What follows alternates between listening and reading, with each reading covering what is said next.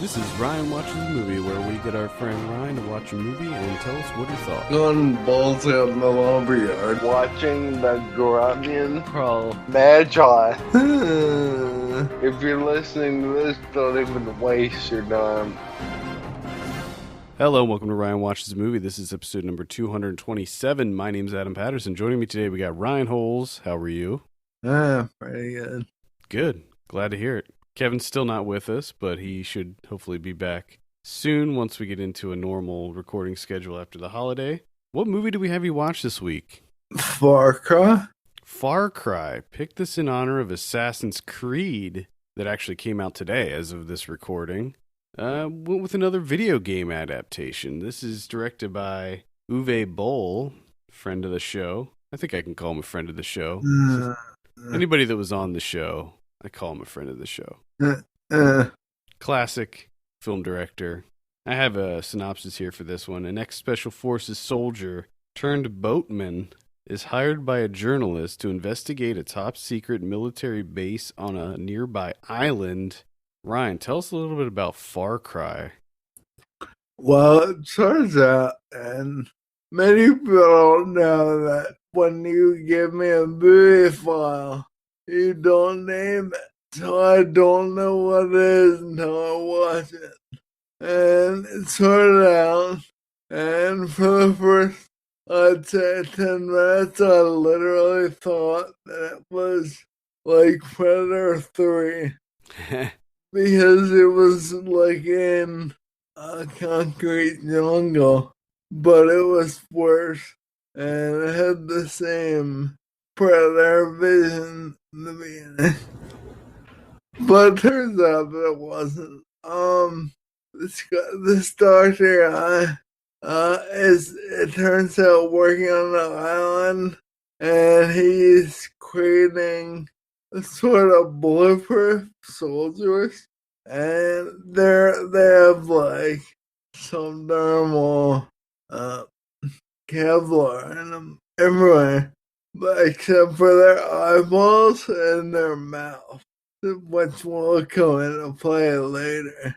This guy's niece is a pretty big journalist, and she orders a boat to get this island because her uncle calls her for help, and then that's all the message she has, is that he needs help. So she orders this boat.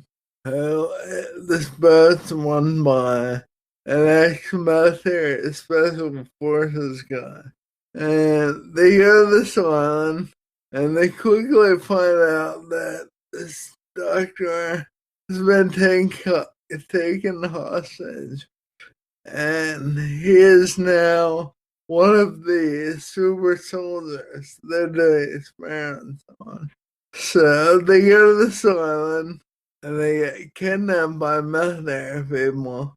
Well, the girl does, and they shoot a rocket at the guy's boat, blow it up, and they go out to look for body parts or whatever, and he eventually ends up taking a few of them down, and goes back and rescues the girl. Then they have sex, which is, it's hard to explain, but if you watch it, it's very, very awkward. Nice. Like, it's just a weird place, and they both say very abnormal lines to each other, and they end up getting together. And they wake up the next morning, and the whole running joke for the rest of the movie is this guy, sister, how was I? And she says, about a 2. And they kind of laugh, and later on it turns into 3. Then it goes back to 2, then back to 3 throughout the entire movie. So eventually this girl gets kidnapped by this doctor. So the special forces guy gets to rescue her again, and there's a small boat that is transporting food to this island, and the special force guy ends up commandeering the boat, and the boat has a captain, which the special force guy, befriends the captain, and the captain's like the loudmouth sidekick. The rest of the movie, sort of like what's it, Chris Tucker and Russia. Like a loud, smart mouth. Bad guy, they can't, or good guy, they can't really do anything. He's just long for the wisecracking humor. So, eventually they go into this facility, and they find the girl. She's up in a room up above where they are, and where they are, the doctor releases some of these beans, and one of the beans happens to be her uncle, and her uncle's like him the shit out of them, and then he looks up and sees her, and suddenly she has a change of heart and starts kicking all the other men's asses and fighting alongside these two guys. And they eventually fight their way out of the bucket they're in, and the uncle gets shot in the eye by the lead bad guy protector. That's what I call her. And I think it's shot in the eye somehow. He reaches up and snaps her neck, and then dies. Just falls there and dies. And the man, woman, and the smart mouth, they escape the island eventually. And last we see of the island is the doctor waiting for a boat, and means are coming after him. And when they get back to the mainland, the guy that has been destroyed at the beginning gets a new one from insurance. And the smart rough guy is like his assistant captain. And that's him and the girl. Him and the girl are together. And that's about the end of the movie. Do they live happily ever after? I assume so. Was there a scene at the end where he goes, "How was that?" and she says it was a 10? No, I wish so. Oh my god! I mean, it sounds like they set it up for her to say that. Exactly, but all right. Well, what did you think of Far Cry? Not good, not good, not good. It was the acting. On certain parts it was okay. On other parts it was pretty terrible. And the story, like, I can watch other people play this game because I'm not good at it. And I like to watch other people. But the movie was nothing like the game. Yeah, I had a feeling. Because the game looks, other than the main character, because it's the guy in this, played by Till Schweiger, he plays Jack Carver, the main guy in the games, at least the first one or two games. Steven Dorff. Yeah, Steven Dorff was the voice of the guy, and I don't think the first game, I think he was the voice in the second game, maybe. But yeah, Steven Dorff. It would have been, I don't understand why they wouldn't just get Steven Dorff to do it. Maybe he didn't want to do it. That's actually, I thought that exact same thing. This guy kind of reminds me of miniature, I feel like I call him that. Miniature Arnold Schwarzenegger. I like Till Schweiger. I'm not sure why. I guess this was just a payday for him. I'm not sure why he did this movie. I watched the trailer. I didn't watch this movie, but I saw the trailer and it looked very generic. And I am a fan of the Far Cry games. I haven't played them for quite a while. I don't think I played 3 or 4. But I did play Blood Dragon, which was amazing. The kind of offshoot for I think it was 3. It's like a standalone expansion thing. And then I played Far Cry Primal, the one that came out last year. I think it came out last year. And I liked that one a lot, but that was a lot different than the other Far Cry games. If you're not familiar with the Far Cry games, it's basically this kind of open world first person shooter that takes place on a tropical island. And there's kind of like stealth elements. And I think the big hook to that game is the freedom that you have where you can just kind of take on a problem from a lot of different angles. So if there's like a village that you have to infiltrate, you can either do it by stealth or with lots of guns, or you can commandeer a helicopter and parachute in. And with the later Far Cry games, they added a lot of wildlife to it, where you could just be randomly attacked by wild animals, bears and rhinos and things. Did that happen? No. Oh. However, there's a apparently new Far Cry movie that is based on Far Cry 3 that's coming out. According to Wikipedia. I think Far Cry 3 was the most successful one. I think that one was the really big one. Which I unfortunately didn't even play that one. I played 1 and 2 and Blood Dragon and then Primal. I remember when the first Far Cry game came out, I had a gaming laptop at the time, that Toshiba one that you helped pay for. And I remember I got that I think it was around when the first Far Cry game came out, and I got it for that PC, that laptop, and it just looked so amazing. I just never saw it. I just remember it being insanely difficult. It was a tricky game. Like, the AI in that game is real smart. Yeah, I remember the AI being very clever in that game. Good games, though. It's a good game series. Yeah. Yet another one that Uwe Boll kind of licensed and made his own for some reason. I guess he thought that this one would make him some money, and I don't think it really did. I don't think this one made him anything. It was the main good guy. It was sort of like, in those games, were you like bulletproof, sort of? I can't even remember. I can't remember if there was like a supernatural hook to it. I think there was. Because I could be getting that mixed up with Crysis, because Crysis was sort of had the same locale. And in Crysis, you had the kind of a suit that would give you bulletproof armor and speed and stuff like that. So it might be Crysis that you're thinking of. Because if in the game, if you are bulletproof, you're sort of more like the mutants in this than the main good guy. The main good guy is just a normal special forces guy.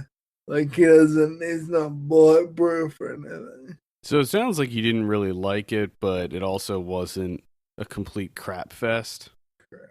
Correct. Okay. Now, I think you've seen, I'm just on this show alone, we had you watch at least a few of these Uwe Boll movies. We had you watch, I think we had you watch House of the Dead and In the Name of the King, A Dungeon Siege Tale. I don't know if you watched any of the other ones on this show, but looking at those two, where does this stack up? This was a little more entertaining, and I didn't find myself staring at the watch of it for every 5 seconds, wanting it to be over. So it was alright. It wasn't terrible, but it certainly wasn't good. Alright, fair enough. So we talked about Uwe Boll's films several times on this show, but we'll just go over maybe some of his, just looking at his filmography, the video game properties that he tackled. So he did, as I mentioned, House of the Dead. He did Blood Rain. It's funny because like a lot of the movies that he adapted in, or games he adapted into movies, were not even particularly great or are well known franchises. They were kind of like the middle of the road games, like Blood Rain. Just, Yeah. I mean, that game was, I guess, somewhat popular, but it wasn't what I would consider to be a triple A, powerhouse title. Well, but apparently, also according to Wikipedia, he's making a Watch Dogs man. Who? Uwe Boll? I know it says the merits on him, man. They're just saying in general. I think it's just in general. I don't think he's not. I don't think he's doing it. In fact, I think earlier this year he said that he wasn't going to be, that he was retiring, that he wasn't going to make more movies. I don't know if I believe that necessarily, but so he did House of the Dead, Alone in the Dark, Blood Rain. There was he did Far Cry. He did Postal, which was another big Did one. he do one of the Resident Evils? No, Paul W.S. Anderson did all of the Resident Evils. He did a couple. There were 2 sequels to Blood Rain as well, and most recently he did a sequel for In the Name of the King, which was crazy to me because the first one was just such a garbage pile. Yeah. And somehow a sequel was made. I don't know. It's very. Is it called a return? What is it called? What? I think I know. I think I've heard of the sequel.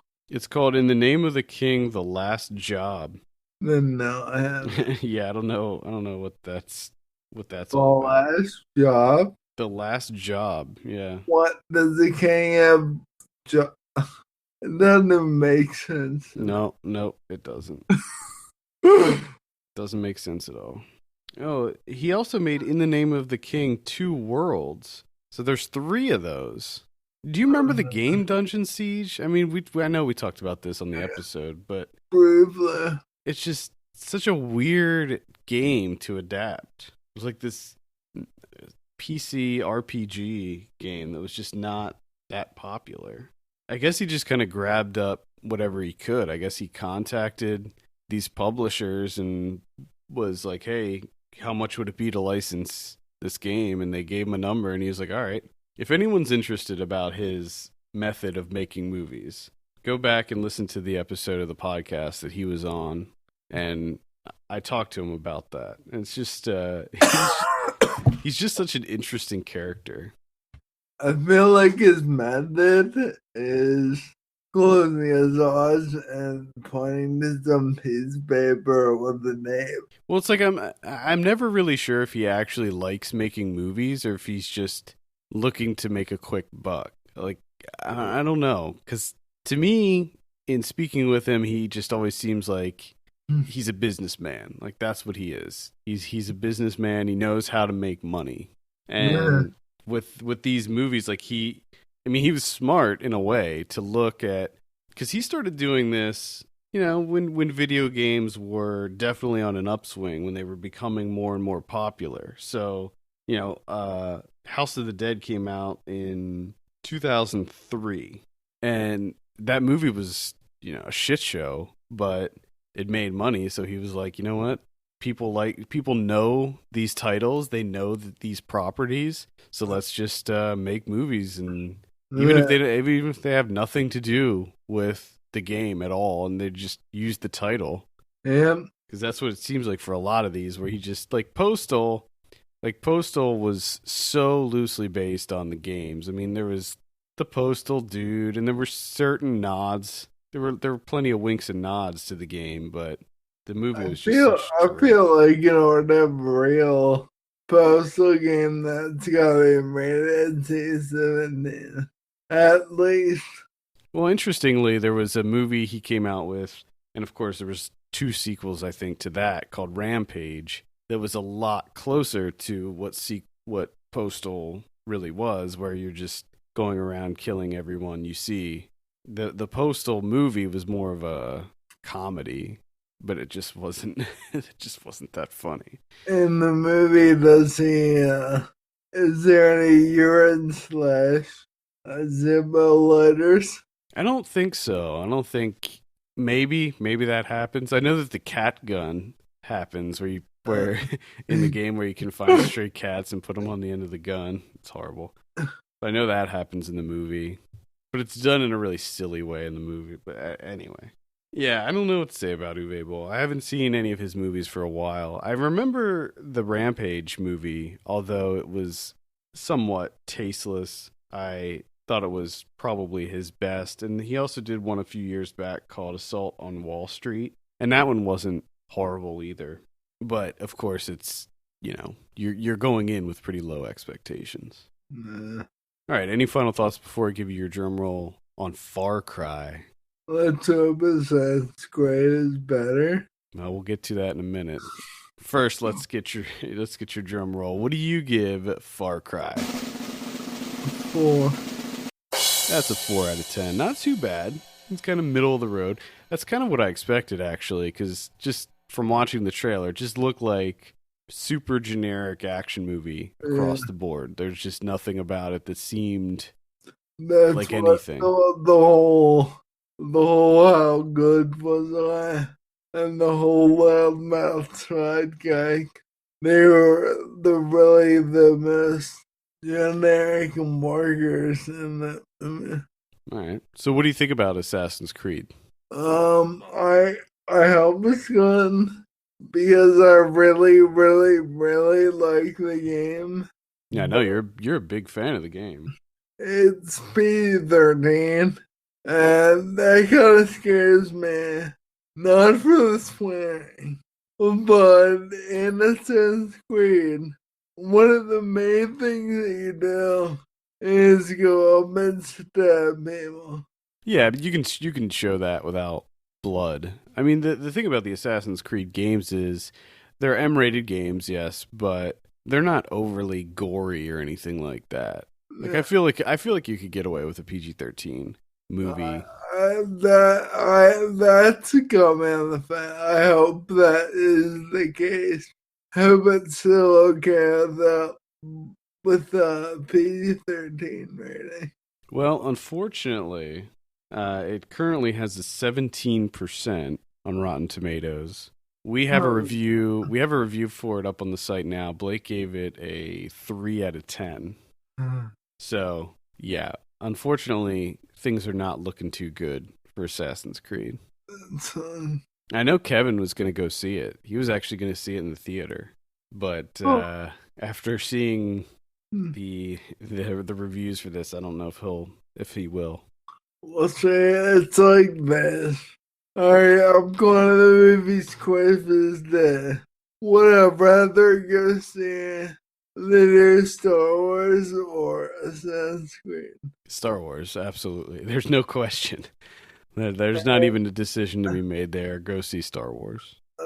That's what I mean. That kind of sucks that it's my decisions aren't made up because Assassin's Creed is so terrible.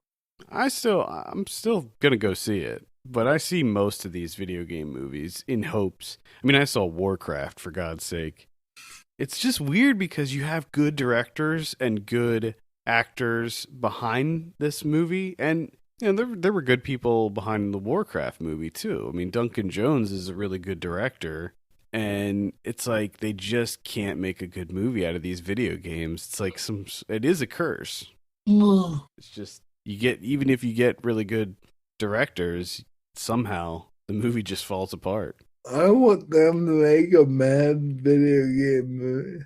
Would you say Madden? Yeah, how hilarious would that be? Madden? The movie? Yeah, Madden the movie, the game. Madden the movie, the game. Madden the game, the movie. Madden the game, the movie.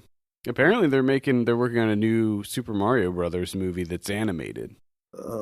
Alright, I'd be I'll check it out. Why not?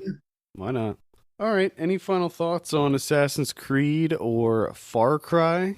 No. No? Alright. Well, then I think that'll do it for this week. I hope everyone listening has a wonderful holiday. Send us your questions and topics to podcast@filmpulse.net. You can follow us on Twitter @FilmPulseNet and @MyLegsDon'tWork. And if you have a minute, take a look at our Patreon page, patreon.com/FilmPulse, and consider helping us out by becoming a subscriber. For Ryan Holes, my name's Adam Patterson. We'll see you next week. Man.